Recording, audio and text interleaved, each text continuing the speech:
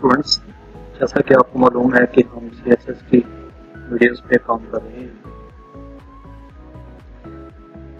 आज के लेक्चर में हम देखेंगे CSS की प्रॉपर्टीज, बॉर्डर, आउटलाइन प्रॉपर्टीज को डिस्कस करेंगे। बॉर्डर में सबसे पहले राइट क्लिक करके ओपन विद कोड कर लेता हूँ। VS कोड ओपन होने के बाद control and save file, new file create कर लेता हूँ। कंट्रोल एस से फाइल सेव करता हूँ, index.html, और सेकंड फाइल CSS के लिए बना लेते हैं जिसका नाम होगा style.css। HTML की फाइल में आते हैं, शिफ्ट 1 से HTML का बेसिक कोड लेके आते हैं। हेड टैग में हम अपने स्टाइल शीट को लिंक करवा लेते हैं लिंक के साथ। HRF में स्टाइल का नाम लिखेंगे, इंटर करेंगे, फाइल हमारी CSS की HTML के साथ अटैच हो जाएगी। पहले हम देखते हैं बॉर्डर की प्रॉपर्टी। बॉर्डर की प्रॉपर्टी देखने के लिए हमें एक डिव बनाना पड़ेगी। डिव क्रिएट करता हूँ। डिव में इस डिव को एक क्लास दे देता हूँ। क्लास का नाम बॉक्स रख लेते हैं। इस बॉक्स को स्टाइल में जाके स्टाइल कर लेते हैं, डॉट बॉक्स। इसको एक विड्थ असाइन कर देते हैं 400 पिक्सल की, और एक हाइट असाइन कर देते हैं 350 पिक्सल की। बैकग्राउंड कलर भी असाइन कर देते हैं F1। आउटपुट देखने के लिए गो लाइव पे जाते हैं। ये हमारे पास बॉक्स आ गया जो हमने क्रिएट किया। ये बॉक्स टॉप से भी साथ मिला हुआ है और लेफ्ट साइड से भी। इसको थोड़ा सा मार्जिन दे के साइड पे कर लेते हैं ताकि हमें बॉर्डर क्लियर नजर आए। मार्जिन 44 पिक्सल, सेव करता हूँ। अब आप देख सकते हैं साइड में से मार्जिन मिल गया। अब हम चाहते हैं कि इस बॉक्स के साइड पे बॉर्डर लग जाए। बॉर्डर के लिए हमारे पास प्रॉपर्टी है CSS की बॉर्डर। और देखें बॉर्डर, इसके बाद आपने बताना होता है कि आपको कितनी विड्थ का बॉर्डर चाहिए। फॉर एग्जांपल मुझे यहाँ पे 6 पिक्सल का चाहिए। 6 लिखें, px लिख लें। दूसरी वैल्यू में आप लिखेंगे कि बॉर्डर की टाइप क्या होगी। पहले मैं आपको पहली टाइप दिखाता हूँ जिसका नाम है सॉलिड। आप लिखें सॉलिड। तीसरी वैल्यू में आपने बॉर्डर का कलर डिफाइन करना होता है कि आपको बॉर्डर किस कलर में चाहिए। यहाँ पे मैं रेड कर दूँ। कंट्रोल एस सेव करता हूँ, फाइल आउटपुट में आता हूँ।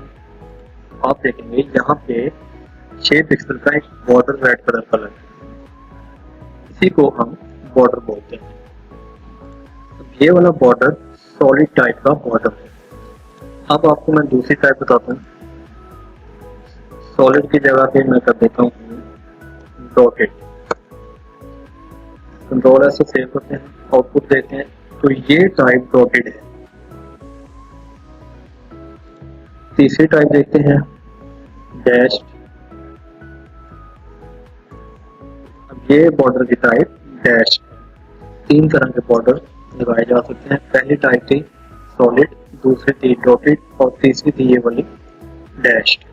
मैं यहाँ पे बॉर्डर प्रॉपर्टी को कमेंट कर देता हूँ ताकि कोड आपके पास पड़ा रहे। आप इसको अनकमेंट कर सकते हैं कंट्रोल और क्वेश्चन मार्क की के साथ। एक बार आप कंट्रोल और क्वेश्चन मार्क प्रेस करेंगे तो कमेंट हो जाएगा। सेकंड टाइम आप इसको करेंगे तो अनकमेंट हो जाएगा। Border 6 pixel solid red colour, इसको भी कमेंट कर देता हूँ। और थर्ड बॉर्डर की टाइप है हमारी border 6 pixel dotted red colour. Save करते हैं तो अभी हमारे पास डॉटेड टाइप में बॉर्डर शो हो।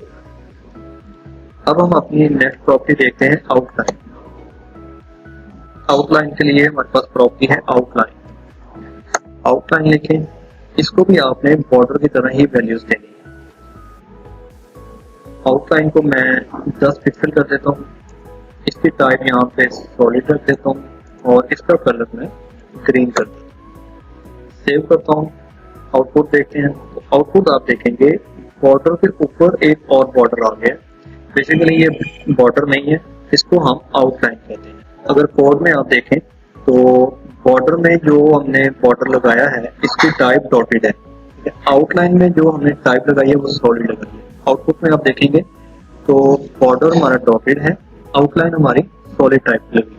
आउटलाइन की दूसरी प्रॉपर्टी देखते हैं, आउटलाइन ऑफसेट 12 पिक्सल। सेव करता हूँ कंट्रोल ऐसे, तो आप देखेंगे बॉर्डर और आउटलाइन के दरम्यान में गैप आ गया 12 पिक्सल का।